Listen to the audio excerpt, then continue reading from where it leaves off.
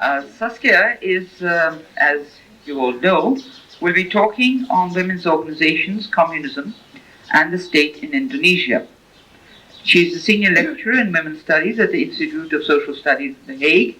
She is co-author of Women, the Environment and Sustainable Development, editor of Subversive Women, Women's Movements in Africa, Asia, Latin America, and the Caribbean, and has written several other, and by several, I think at least 8 other books and various publications. In fact, I think that of all our faculty members, she probably has more books under her belt, 11 books published to date, which means that we have many more, we hope, coming from her. Her major research has been in Indonesia, but she has also worked in Peru, Japan, Suriname, Sudan, Namibia, and other countries. She has a particular interest in women's movements. Her paper today, as I said, is Women's Organizations, Communism, and the State in Indonesia. I welcome Saskia to the podium.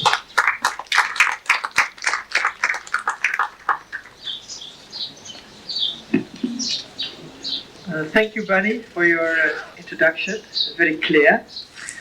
I'll talk today about a historical topic. It's the major kind of topic is the 65 massacres in Indonesia. But history never dies. And in fact, the topic has a relevance even today for Indonesia, so I will follow that up. But apart from that, what we can learn from that example is a more theoretical lesson, which is valid for, I think, for women's movements in many other places. It's the relationship between women's sexuality and the way state politics can try to maneuver that, and particularly between sexuality and women's political activism. So between 82 and 85, I carried out research among both surviving members of the Indonesian communist mass organization Gramsci. In 65 there was this coup and the organization was banned and many thousands of its members murdered, and among lesbian women at the same time. At that time, 82 and 85, both communism and women's same-sex practices were taboo subjects in Indonesia. In different ways, both were associated with perverse forms of women's sexual behavior. Gramsci had been accused of having stimulated their young members to have sexually abused and castrated the generals who had been murdered during the October 1st 65 military push. Can you imagine? So the accusation was that these 14-year-old girls who were there had actually engaged in pornographic dancing and had then castrated with one Gillette knife. That was always the detail that was given. So 6 generals killed and castrated with one Gillette knife, and then their eyes gouged out. And of course they were raped first. So 14-year-old girls raping and castrating 60-year-old generals. That was the accusation. And although Gramsci had long since been banned and tens of thousands of its members killed in a massacre which followed that coup, the association with sexual debauchery lingered on. And politically active women, in 82 still, of whom there were very few in those years of the Suharto dictatorship, had to be extremely careful not to be accused of setting up a so-called new Gramsci movement. Again, the women who engaged in sex with other women violated other social norms. The heterosexualization of Indonesian society, which had been promoted since colonial times, had resulted in a family ideology in which the only form of sexuality for women was within a heterosexual, usually nuclear marriage. I was very careful at the time never to inform either of these groups that I was also involved in research about the other group, because already each of them, as it was, had enough social stigma to carry. In itself, this was not too difficult, for Gramsci never had even openly discussed women's same-sex practices, and the lesbian women that I associated with had no interest whatsoever in leftist politics. Yet I was afraid that the authorities might link them up via my research, and that this might have adverse consequences for all those involved. Therefore, seeing the care that I took to separate both groups, I was extremely surprised and upset when in April 1999, so last year, all of a sudden, Gramsci was accused of having promoted lesbianism. Now, in this speech, I will analyze the background of this accusation. I will first give a short sketch of Indonesia's history, and then I will introduce the historical context in which Gramsci operated, and then of women's same-sex practices in Indonesia. And then in the concluding section, I will return to my original question, the association between women's political agency with what is considered sexual perversion. What does communism have to do with lesbianism in Indonesia? That's the question. How come that these two become suddenly linked? And in fact, the Indonesian women's movement is an extremely strong one, and it has existed, and it has had its common platform since at least 1928. And one of the major demands that the Indonesian pre-war movements carried into the new nationalist times was the reform of the marriage law to abolish, or at least if that was not possible, curb the right of Muslim men to marry polygynously, because as you all know that Indonesia is one of the largest Muslim countries in the world. After independence, Indonesia fared no better than women who had joined nationalist movements elsewhere. Women lost their last hope for a reformed marriage law when President Sukarno, Indonesia's charismatic leader at the time, contracted a polygynous marriage in 1954. And while Sukarno had openly flirted with feminist ideas until the national victory, which had gained him the enthusiastic support of Indonesian women's movement, he later warned against the so-called decadence of Western feminism, which upheld values alien to Indonesian womanhood, so he maintained. The first national elections in 1955, and in fact until last year the only democratic elections ever held, brought a series of unstable coalition cabinets in Indonesia. The PKI, the Indonesian Communist Party, had come out surprisingly strong. Nobody had expected that, in a fourth position. And tensions between the armed forces, Muslim groups, and the various organizations of the so-called communist family, you all know that it's a women's wing, it's a labor wing, a peasant wing, and things and so on, soon began to appear. An unsuccessful regional rebellion led Sukarno to impose the authoritarian structure of the so-called guided democracy, a form of government which Suharto later was to perfect. You have to understand that Suharto did not appear out of the blue. He appeared within a situation of martial law and guided democracy. Sukarno, in fact, killed democracy already. This is very often ignored. And Sukarno drew almost absolute power to himself. Again, the tensions between the armed forces and conservative Muslim groups on the one hand and the fast-growing Communist Party on the other hand strengthened. President Sukarno occupied an increasingly precarious balancing position. It was really a very chaotic political situation. And then in that chaotic situation, the leftist Farmers' Union, which was a wing of the Communist Party, supported by other communist organizations, organized land reform campaigns, which led to great rural unrest, especially under the conservative Muslim landowners. By the end of '64, Indonesia had declined to what was called a state of economic anarchy. It was absolute anarchy at the time. And the PKA's pressure for a militia of workers and peasants worried the army leaders greatly. So there was enormous tension. There was this peasant unrest, there was the militia coming up, not armed, but it was coming up. But however that militia was there, the mass following that the PKA had already created at that time, which was around 20 million members, was not well organized nor ideologically well trained. The Communist Party at the time had engaged in an enormous mass mobilization in which the quantity of the members was more important than the quality. They had hardly any ideological training, just to belong, to come, to join, because they hoped that with this mass support they would eventually win the elections and be able to grow also ideologically. But this never happened, because in this very tense and chaotic situation, leftist colonels, young colonels, assisted by some groups of the Communist Youth Organization, they staged a putsch against their conservative right-wing generals. So it was actually an inter-army putsch. And they abducted and killed six generals, and one lieutenant, by the way. These murders were committed on a training field in which young women were prepared for one of President Sukarno's anti-imperialist campaigns. Because as many other populist leaders, Sukarno was having a lot of socialist propaganda, but he was not so much engaged in internal reform, but more in kind of imperialist propaganda. It was much easier to unite the nation behind imperialist slogans than to actually come up with the very much needed socialist reforms. So at that time it wasn't some kind of an anti-Malaysia campaign, some brainchild of Sukarno's. And in fact, there was an enormous mass mobilization campaign going up, and volunteers of all political affiliations had their own training fields. And this particular field, on which the generals were killed, belonged to the PKI's youth organization. So not Gramsci, this is very important.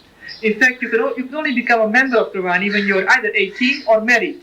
And the girls who were there were 14, 15. They were really very young girls. For reasons that are still officially unclear, but many suggest that it was General Suharto who was behind it. General Suharto himself, who was also a senior general, was not killed and was not abducted.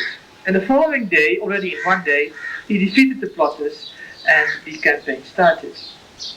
Officially, actually, after that coup, Sukarno was still in power, because the coup was not against Sukarno, it was an inter-army affair. So when Suharto then wanted to gain power, he had to do something. He had to really create a campaign in which the taking over of power would be legitimized. So what he did, and I have followed that campaign very closely, day to day to day in the army newspapers. He organized a campaign to discredit the PKI because Sukarno was seen to support the PKI and its women's wing Gramsci. He wanted to weaken Sukarno's position by associating the PKI, which was still supported by the president, by associating them with women's sexual perversions.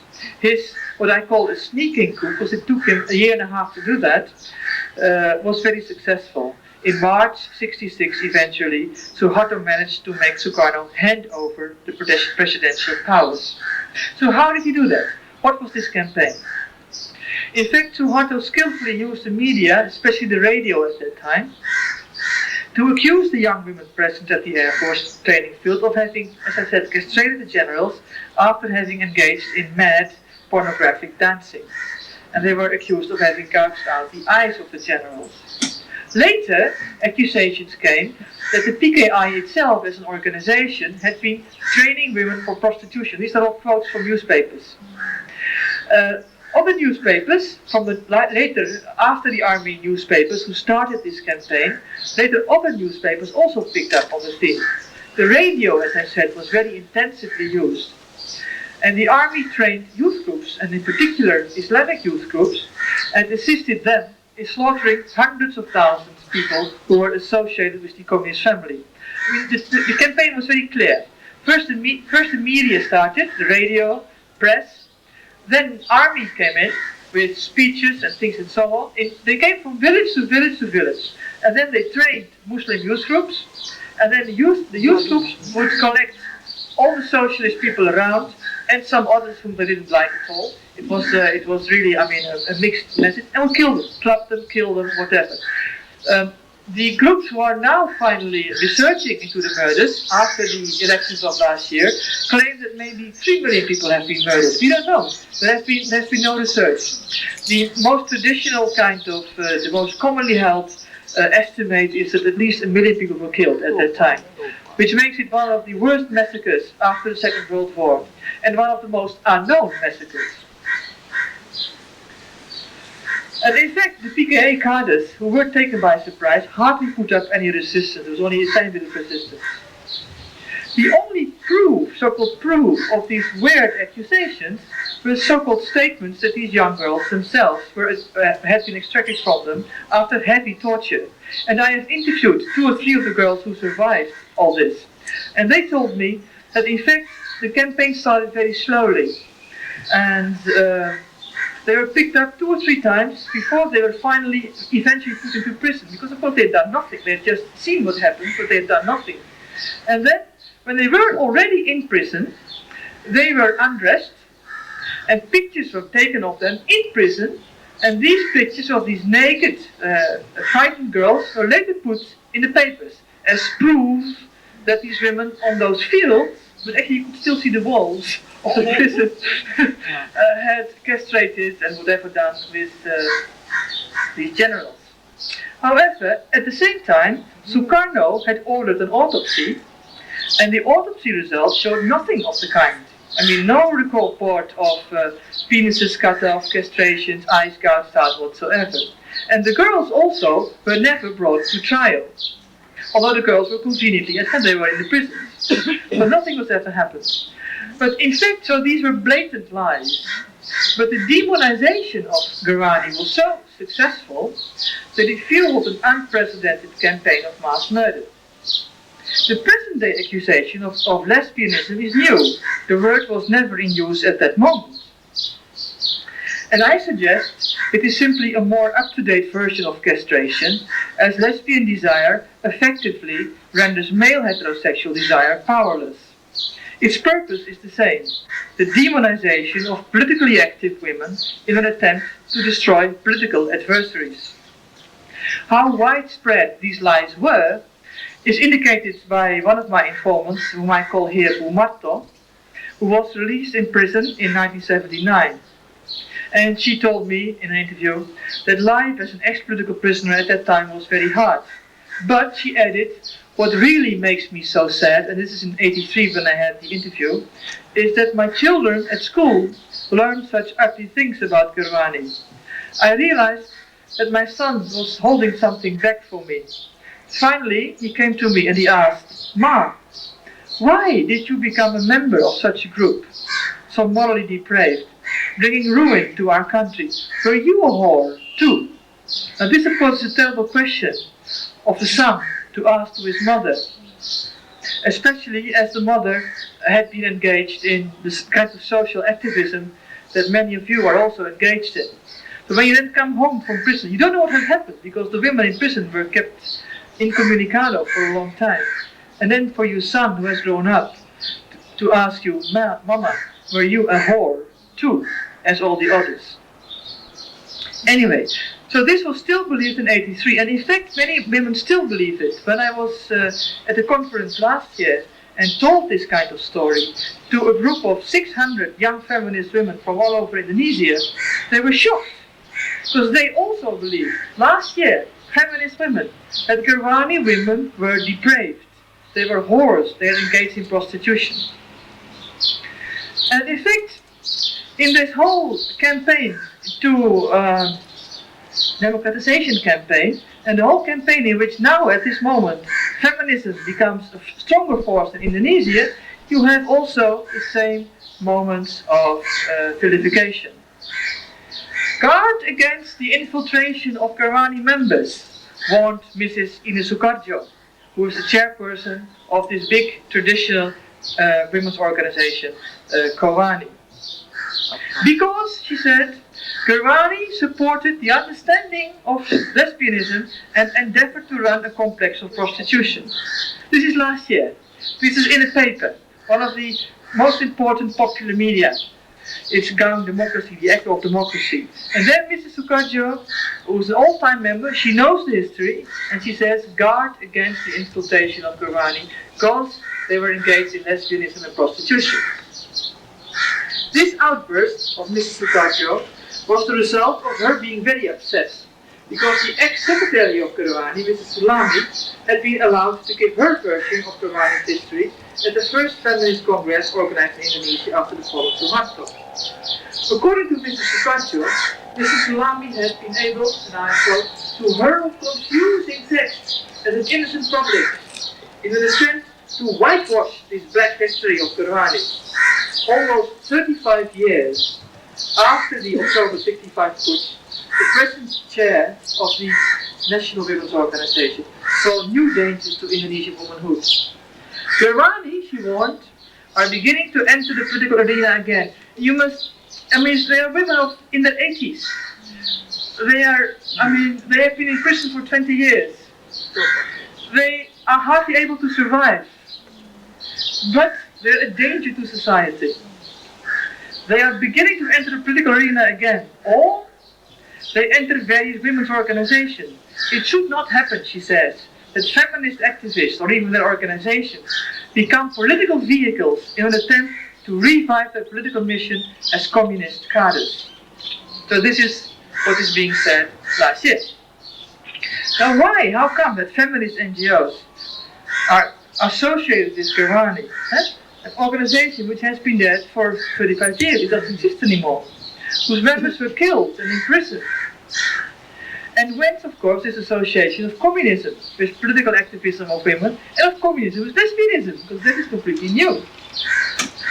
So now I will first analyze the relation of Indonesian communism and sexuality by discussing Gramsci's views. What did Gramsci actually say on sexuality? Because in my view, it is not Gramsci's theories on sexuality that account for the stories of prostitution, pornography and castration, which make up the so-called black history of the organization that Mrs. Sukarjo refers to. Actually, as most other communist organizations of the time, Gramsci's sexual morality can be considered as Puritan and austere. They were rather conservative, not at all engaged in prostitution. In fact, they were opposed to prostitution. And as I've argued elsewhere, they were among the forces to effectually to modernize Indonesia. And a major element of modernization at that time was the monogamous heterosexual family unit. That's what they were engaged with.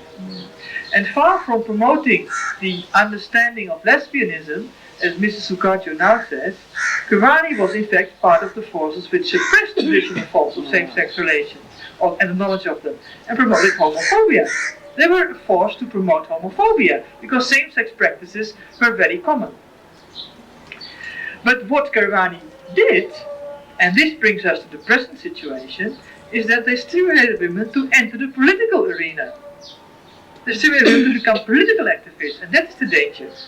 Because in so doing, they stretched the traditional gender ideology to such an extent that they antagonized conservative voices in society.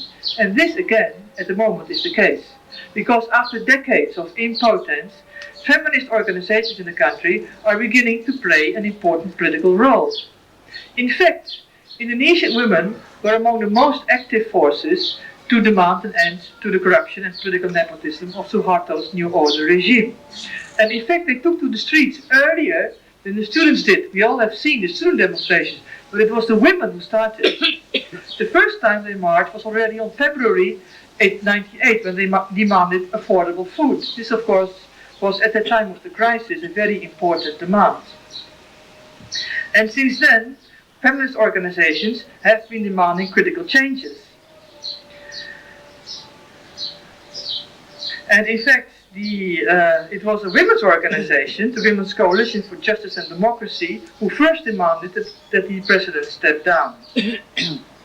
Now, okay, so in this situation of increasing women's activism, what was Gramsci? What was its morality? What was its view on sexuality? We can say that Gramsci occupied a position which is unique in the history of women's organizations all over the world. In its relatively short history, between 1950 and 65, so in 15 years, the organization got a membership of between, well, they themselves claim 3 million members. I am a little bit more conservative on that. I think 1.5 million is sufficient. But at least it got an enormous mass following, and it became the largest mass organization of women outside of the communist bloc. And it's organized, it's negotiated its identity in the competing and at times converging narratives of feminism, nationalism and communism. It used all three narratives, and it kind of, sometimes uncritically, but it did. Structurally, it remained semi-autonomous. It never actually belonged to and fused with the party, but it always maintained its triple loyalty to these discourses. But the balance between these discourses shifted over time, and the extent of its autonomy was gradually eroded. Gramsci was set up in the wake of national independence. Their most ardent members had joined the guerrilla struggle against the Dutch. That was a very fierce struggle which lasted several years. And the women were also carrying weapons, many of them were messengers, and in fact messenger is being one of the most dangerous tasks in the guerrilla struggle. Because then, I mean, if you're a guerrilla band, you're relatively safe behind the front lines. But as a messenger, you cross those lines. And this is an aspect which is very often not seen. I mean, the women were carrying weapons and messages and things and so on. And in fact, Ibu Sulami, one of my best friends of Gurwani, told me all kinds of stories how she carried messages in her vagina, and the peasants would know that, and they would carry her to cross the river so that the message would not get wet. Yeah, so this was it's a good way of hiding things. Well, I would not recommend it usually, but in those times it was important. They are very young. They're 18, 20, 25, and they wanted an organization that was more active than the traditional organizations that were there. All of them had in one way or another experienced male domination in what they later called the so-called feudal structures of the old society. They all have tales of dominant patriarchs in their families. They all had to struggle for their education. They all had terrible tales to tell. And they wanted to join the building of a new modern Indonesia in which women would be fully emancipated. They all have these stories to tell. They were ardent. They were among the best and most progressive people in their society. And of course, as in other nationalist struggles, Indonesia's male nationalist and freedom fighters had accepted women as warriors by their side only as long as they needed them. Women could carry messages in their vaginas during the war, but their vaginas had to be particularly only be useful for men in family surroundings after that. And after independence had been won, a process of restoration of male power took place, as in many other countries. And while women, usually in such circumstances, received so-called equal rights, with of course the exclusion of equality in the crucial area of marriage relations, because that remained polygynous, they were expected now to withdraw into their own so-called social spheres. So women could fight in the war, fine, the men needed them, but after the war, women should go back. The political arena was male, the social arena is female. Women could do whatever, help with disasters, and they could be active there, but not in the political arena. That's the males claimed as their own sphere. And the only organization that resisted this process of domestication and demanded the right for women to be political actors was Gramsci. But yet, for all its militancy and its insistence on equality, also Gramsci did accept the traditional definition of women's gender ideology.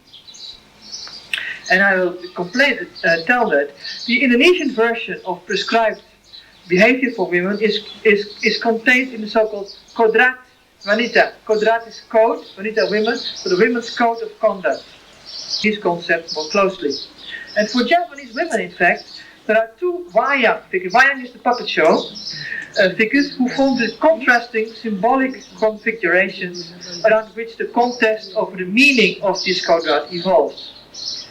Both Sumbadra and Srikandi are the wives of this virile Wayang hero Arjuna. And Sumbadra is the symbol of wifely devotion. She's the meek, obedient wife of Sumbadra, of Arjuna. Gets into trouble continuously because she can't defend herself. Srikandi, on the other hand, is depicted as a warrior princess. She carries a bow and arrow. She's independent and she's strong. And in fact, she's the one who has to save Sumbadra when Sumbadra again gets into her wifely troubles and gets, for instance, abducted. If Sumbadra is abducted, Srikandi has to save her. Anyway, Arjuna, of course, is a symbol of virility. He's even so virile, I don't know whether I think in Hindu mythology he's also there. And he's so virile that in the water he's able to impregnate all these nymphs and things and so on. Now, Sukarno appropriated for himself the role of Arjuna. And this is very important to understand. And in fact, this was completely understood in Indonesian society. And in fact, I mean, when he erected a nationalist monument, he erected it in a way of a pillar with an enormous golden tip, the flame, that kind of flame of independence. But people called it the erection of Sukarno. Yeah.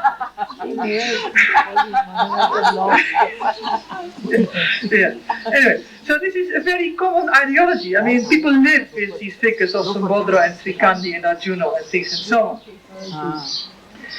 So men have to be self-controlled, because that's what Arjuna is. He's not a big warrior. He is this very slender, he's always looking like this. And he always, when he is in trouble, he doesn't go to fight like his brothers, but he goes into asceticism and he goes to a cave, and then he gets all kinds of powers, and then the demons flee of themselves. So he's self-controlled, virile and potent, and they are in possession of superior spiritual faculties. Men are seen to be, and this is important, responsible for preserving harmony and order, both on the national and on the cosmic levels. And that's what the army does now. Huh? This is important to understand that. At least how they present themselves. Well, women, who are naturally infinitely more irrational than men, as Sambodra, of course, also talks nonsense in many places, are responsible for the lower orders of society. And they're also responsible in the Indonesian concept for lower things such as money. So economic power in Indonesia is different conceived than in many other societies. Economic power is not so important. You've got to have it, of course, and in modern societies it's become more and more important. But traditionally, the spiritual power of man was seen as to be of infinitely superior quality than these lower concerns of money. Like, I mean, Ibu Sulami, the woman that I've talked to a lot, she told me the story that a friend of hers was a very important owner of a batik factory, this traditional cloth. And her husband was a servant at the royal court of Surakarta. And the husband gained a wage, a tiny little wage, only once a month. And then the whole family would go out. He would be in front in his costume, the traditional costume. The family would be behind him, wife, children, things and so on. And he was just able to take his family out on his wage for one single meal in the month. But he was the absolute superior power in that household because of his connection to the court. And while she slaved and was successful as a batik owner, she was never seen as to have any kind of power. And of course, women's sexuality, in contrast with that of male sexuality, is seen as potentially dangerous. This is a theme which is of course familiar. And women themselves are not considered capable of containing this danger. It is manhood to contain that dangerous sexuality of women. So men are entrusted with the responsibility of controlling women's sexual behavior. And if women resist this prescribed role, then they are considered to be extremely dangerous because they endanger not only national stability but also cosmic stability. This means a disruption of the natural order of things, which may ultimately destabilize the order of the world. Now, this of course is one element of it, but it does not mean that this kodrat is not contested. It was hotly contested during Sukarno's times. And in fact what Gramsci did was, it attacked the prevailing notion that women should be meek and passive and obedient to the male orders of the family, male members of the family, and to be sexually shy and modest and sacrificing. But although they accepted the notion that women should find their main vocation in wifehood and motherhood, they introduced a new term, a notion of militant motherhood. You could be a mother, but also be militant. And Gramsci's militant mothers did not limit their action range to the household and the social, as the other mothers did in society, but also extended their ministrations to the political. Their symbol was, as I said, Srikandi, not his meek wife Sambodra. So they rescued Srikandi, put her up, and all the time carried her logo with them. And of course the other organizations then had Sambodra. So even on the order of society, you had this fight between Srikandi and Sambodra. And this was very clearly played out in propaganda, in leaflets, in speeches and things and so on. And of course, apart from this influence of the Japanese history, Gramsci also upheld socialist ideals. And especially the modernity of socialism was very important to them. And the new Indonesian women that Gramsci attempted to create was modern, both in dress, they had short dresses, not the kind of traditional kind kebaya, also in cultural outlook and in political vision. And this, of course, is a bit ambiguous, because Gramsci's modernity was not modeled on the capitalist West, but on the examples of the socialist world. It almost intuitively, without much internal debate, adapted the Indonesian reality to aspects of Marxist thinking. It was not very clear ideologically. And it accepted critical elements of Marxist analysis of the family, especially its theoretical subsumption under class relations. So that they accepted. But the Gramsci family was decidedly an Indonesian family, so there again the Indonesianness comes through. And it was plagued by such Indonesian evils as polygyny, and it was struggling with the Indonesian political reality. Where Gramsci was confronted with issues of domestic violence and rape, or communist men marrying polygynously, because also the communist men tried to be as virile as Arjuno, and when they were successful as political leaders, the first thing they did was acquiring another wife. Then Gramsci was very strong on them. And those wives, if they were Gramsci members, were thrown out of the organization. And in fact, they managed to get some PKI, Communist Party leaders, ousted from the party because of polygyny. So they were constantly fighting against that. However, as far as sexual morality was concerned, Gramsci adhered more to the conservatism of Lenin than to the humanist liberal trend of earlier streams in Marxism, which denounced the restrictions of bourgeois morality. This sexual conservatism was more in line with Nikodrat than the so-called free love propagated by early Marxists. So they were very conservative in morality. What they actually valued most was independence, discipline, hard work, and especially dedication to the struggle. So what Gramsci wanted was for women to stand on their own feet and to choose hard work over the leisure and wealth of kept women. And so what they say is that women should take an active part in preserving the results of our revolution. And hopefully, this is a quote from a Gramsci pamphlet at the time, women will be alert and ready and not be left behind in preparing ourselves in confronting, and here they were doing this kind of thing, the struggle for West India. So they wanted to be political actors. They wanted not to be left behind. They wanted to be full political actors in the scene. And prostitution was also one of Gramsci's targets, but not to promote it, of course, but only to combat it. It was never a central topic of analysis, and it did not achieve the importance it held in the women's movement before the Japanese occupation. Then women would go all over and try to work with prostitutes and redeem them, and of course it never worked, because as soon as you sort of they wanted to save prostitutes and put them in a house, but of course they could never marry anymore, so they usually went back to their old life. But anyway, so they were very concerned about that.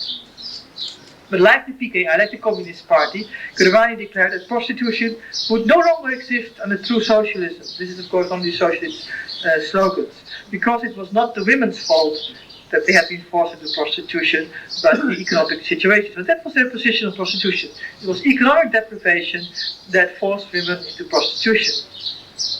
And therefore, while awaiting for the socialist victory, which was surely to come, women should receive some education.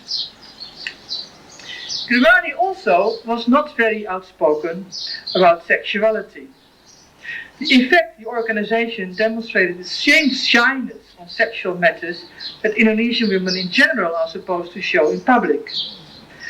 If they wrote at all about sexuality, they rejected a pattern in which people followed what they called their basic instincts. Gramsci said women's love in general should be mutual between the partners. It should be based on respect, and it should preferably take place in the context of a revolutionary family.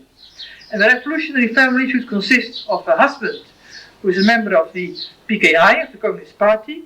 The woman should be a member of the women's wing, and the children should be members of the youth organization. And of course, that love should also be heterosexual. This, in fact, was never said openly. I have not found, and I have studied as much as I could, a single reference to the issue of sexual orientation.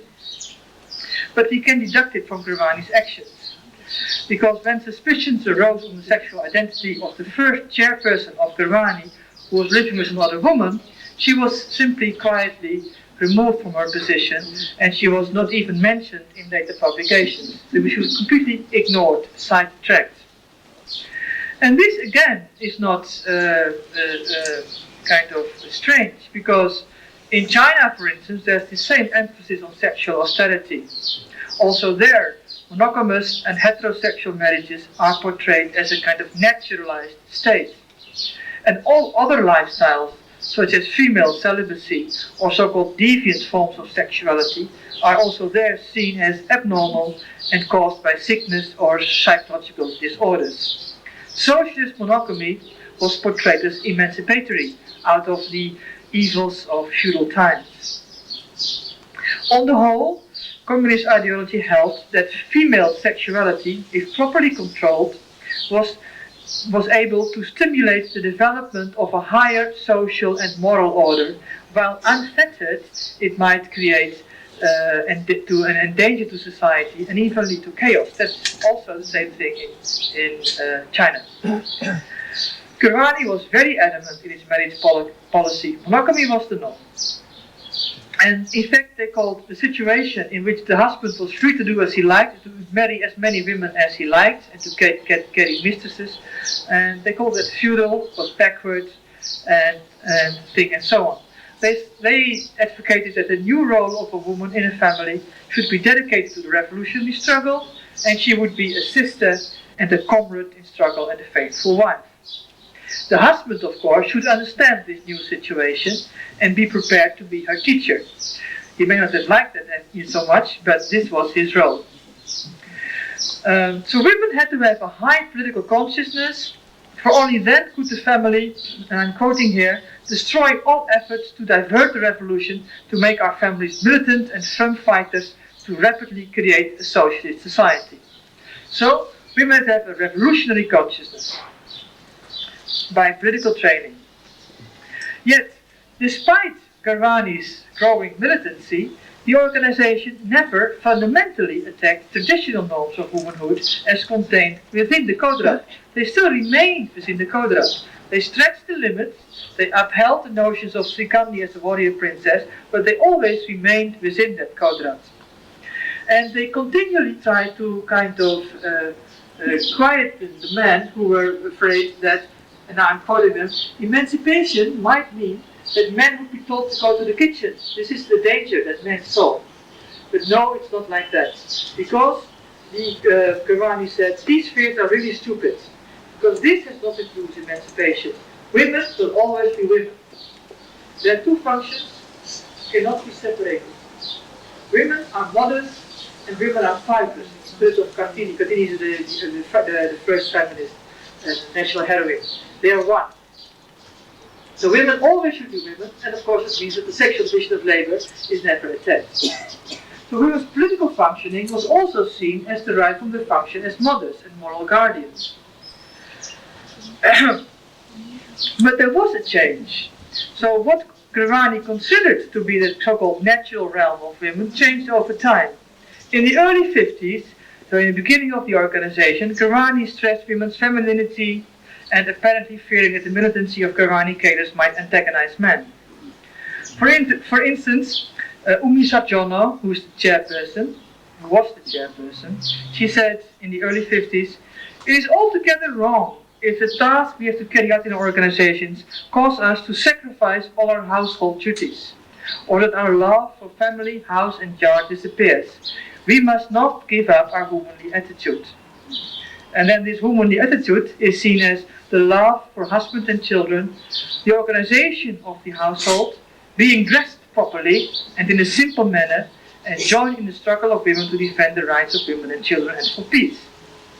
Later on, in the early 60s, so before the coup, the discourse is more on mutual assistance between women and men than on femininity, so then the militancy gets more stressed, and on motherly militancy rather than on dedication to household duties. But they always kept up the kodrat. As women, they say, as women, Indonesian women, the kodrat prevailed, but in a militant form, in the form of Sri Kandi. As workers and citizens, so here they have the kind of roles of women outlined. As workers and citizens, women should have equal rights, and as wives, they sought the sisterhood for other women's organizations. These parts, to Gramsci, were seen not to be contradictory, but they were perceived from a holistic perspective. Okay, so this is Gramsci. So a rather austere sexuality ideology, a militant organization, but still within the traditional norms of womanhood. Nothing to do with prostitution. In fact, if they ever did anything about it, they tried to help prostitutes. And in fact, they hoped that with the coming of socialism, prostitution would be altogether not exist any longer. And of course, of lesbianism, no word. So then what is this thing? And indeed, are women's same-sex practices, did they exist in Indonesia, and are they Western?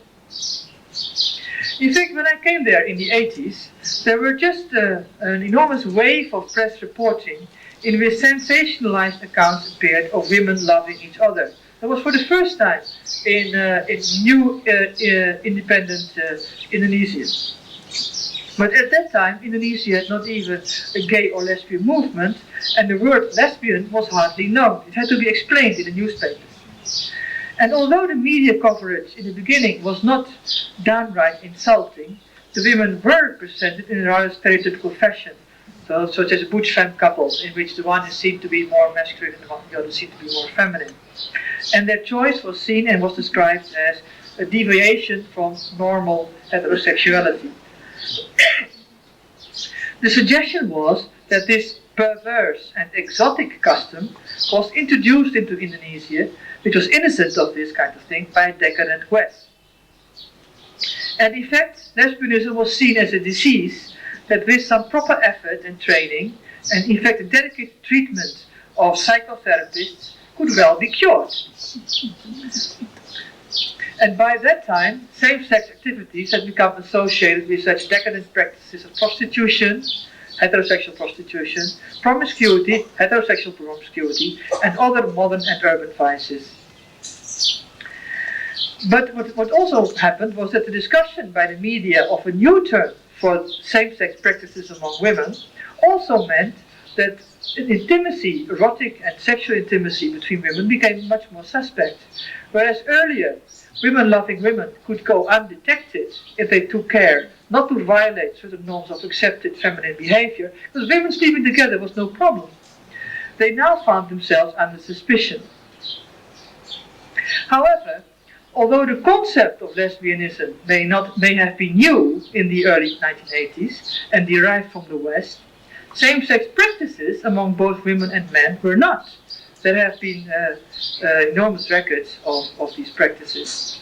Although historical references in literature are rarer than in, for instance, India, where, as many of you may know, there are quite a few references, the occurrence of same-sex relations among both men and women, both of transvestism and cross-gender behavior, has long been noted by travelers and other observers. For instance, the German ethnographer Karl Haag, who wrote at the beginning of the last century and who summarized many of these accounts, has a section on male homosexuality of over 30 pages in which he documents all kinds of instances of men engaging in all kinds of same-sex practices. And he was particularly interested in hermaphroditism, in pederasty, and in sodomy. He writes of male priestesses, of cross-dressing priests, male priestesses among the Dayak, the Bugis and the Toraja. He writes about transvestites, male to female dancers in Java, and about boys at the courts of Aceh and Bali who were used for anal intercourse by older men. And although the same source devotes considerably fewer pages to women, only 3 in fact, so 32 male practices and 3 to women, he particularly dwells, by the way, on the dildos that some of the women used. In Aceh, the women were making them of wax, and the women in Bali too. He also remarks that in East Java, one can find transgendered women who dressed and behaved like men from an early age. And the word of this transgender is the same for men and for women, Vandu and Banchi. But of course, although Karsh uses far fewer sources on women than on men, this does not necessarily mean that women engage in same-sex practices in fewer cases than men did. For instance, about Bali, he says that women engage in what he called tribadi in a similar fashion as men engage in pederasty, but in a much more covert way. Women are much better able to hide their practices. And this, of course, comes because of two things. Because the kodrat entails that women should be sexually shy and modest and not express their sexuality in public, but also it is because male observers tend to ignore women's intimate domains, they're simply not interested in them, or even they, of course, are denied access to such information. But I'll tell you just one case in the Royal Court of Java, which is a nice case. There was a scandal, the so-called lesbian scandal, which has been written about during the reign of Pakubuwono V. He was reigning at the second half of the 19th century. And ever since this ruler, Pakubuwono V, had discovered, because he was, of course, he had a harem, that the women who had been found to have intimate relations with each other would be lying beside each other, playing with their dildos, then what he did was, he made it into a law that, and this is interesting, to prevent this harmful practice, he didn't like it, as, and this is important, as they might never be interested in love with men anymore, he would never allow his permanent servants to sleep at night out of his view. So all of them had to lie in front of his door so he could control them, right? But what is interesting here is that the Pakubuwono did not ascribe the pleasure that the women found in each other as caused by so-called heterosexual deprivation. This is a usual cause. These poor women in these harems, right? Only one man to serve so many women, they must engage in find pleasure among themselves. No, he was quite aware that these women found pleasure among themselves so pleasurable, in fact, that they might not even want to use that one man that they had. So, and in fact, also a friend of mine, Gayatri, had a grandmother who lived within the walls of the royal court. No man, not even the king, was allowed to set foot within the female part, the Kaputren. And she said that women of the Kaputren often engage in female friendships, of course they do, and they may involve same-sex intimacies, erotic or sexual, without any kind of fear of exposure. And even Srikandi herself, Gramsci's heroine, has been engaged in transsexual activities. There is a play, a Wayang play, which of course is never played anymore, and was not played in Gramsci's times either, where she is described as changing her sexuality and to take the name of Kanihawa in order to marry a woman called Devi Durniti. When Durniti complained to her father that her husband was not a real man, Kanihawa went to a priest to ask his help to gratify her or his wife's needs. And so Kanihawa was provided with male genitals, went home and slept with her or his wife, who fell pregnant and gave birth to a song called Bambang Nerbita. Now this Wayang play, unfortunately, is no longer much in use. It's interesting, isn't it? In present-day Indonesia, still Banchi or Vandu, so these transgendered persons, are found in the modern cities of Java, such as Surabaya and Jakarta. They are also called Vadam, which comes from Vanita, woman, and Adam, so Adam, women, or Varia, from Vanita and Priya. And even you can take Varia on your identity card. You can be either a man or a woman or a Varia. It says so on your identity card. And there are Varia associations. And there are also other forms of cross-dressing and transgender, and also about women who have sex with other women. And of course, as elsewhere, they have a harder time than the Varia have. So what happened is that these women are socially less visible, and their transgression of accepted gender borders is less accepted, and they face severe harassment. This is the present-day situation from their surroundings.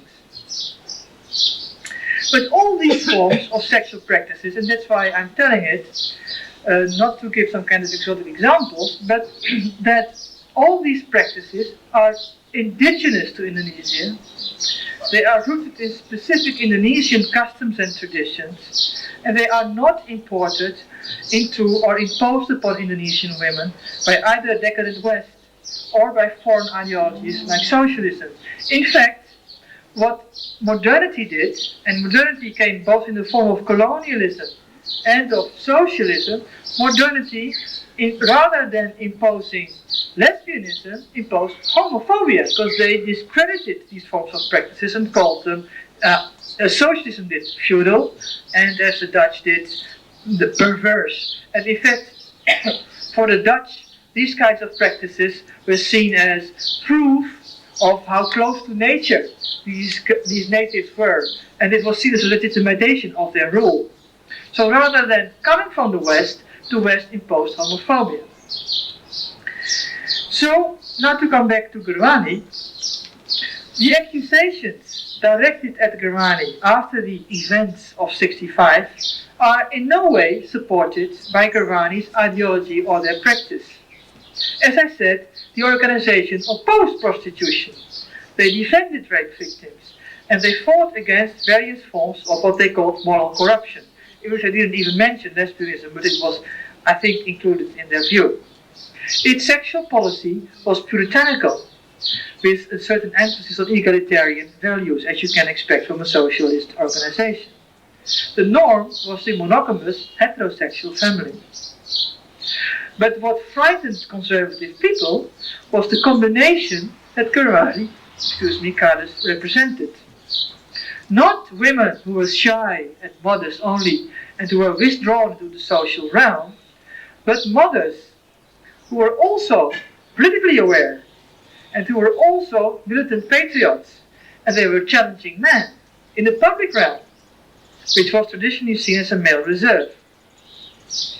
So if you look at the 65-66 campaign of sexual slaughter in Indonesia, in which socialist women were demonized in order to smear the PKI and to bring President Sukarno down, then we can see that not only the lies are revealed that were used, but it also tells us something about the backdrop of sexual oppositions through which political conceptions, in this case the birth of the new order, may take place.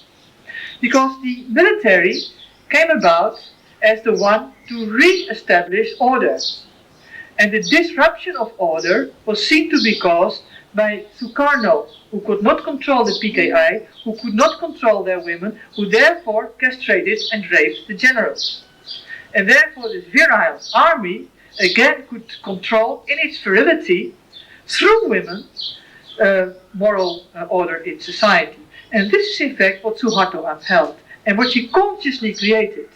I mean, he created it in a group of people of which were conservative Catholic priests and conservative Muslim leaders were part of. It was apparently a small group of men, conservative men, who kind of worked out this campaign, because it came out very gradually, very slowly in October '65. And since then, since this campaign started, women's courage and their political and social independence and physical autonomy was firmly associated with unspeakable acts of sexual debauchery and sexual perversion. In fact, one of my ex-students, alumni at ISS, told me the story that she was a socialist activist, and at one time she was a student leader. She was selling books of Parmutiran Tatur, one of the most famous authors, Indonesian authors, socialist author, on the street, and the police broke up their demonstrations. And she noticed in all the chaos of the breaking up of that demonstration that she was beaten much harder than her fellow students were. And in fact, she was beaten unconscious. But before she was beaten unconscious, she heard that the soldiers were shouting at her, "You Gramsci whore! How come you are here?" And in prison, she was thinking about it. How come Gramsci whore? Gramsci whore? Gramsci whore? Gramsci's dead 30 years ago. I've never belonged to Gramsci. I'm a student leader, right? And whore? What whore? And she was very politically aware. She was already almost 30, but she had never engaged in any sexual activity because she knew that sexual activity, that political activism and sexuality among women could not be kind of combined. So she was very aware, she was extremely careful in relations with men, and there she was accused of being a Gramsci whore. And this was 2 or 3 years before the fall of Suharto. So it was an extremely successful campaign. So women had to be taught to be in their proper place, and women were in fact re-subordinated after these hectic days of women's political activism. And of course, Indonesia is not unique in its conceptualization of sexuality. In China too we saw this, but I think we can find other parallels. And so what happened is that if one claimed women's autonomy, sexuality, free from patriarchal control, as the lesbian women with whom I met tried to do, this already demanded enormous courage. But the recent accusation that Gramsci, with his politically active membership, would have promoted lesbianism, suggests that women's political autonomy can be compared to women's sexual autonomy. In traditional male eyes, this is the same. In both cases, the perceived immorality of the women concerned is regarded, both political immorality and sexual immorality, is regarded not only as a threat to the moral fabric of society, but also to the political stability of the nation.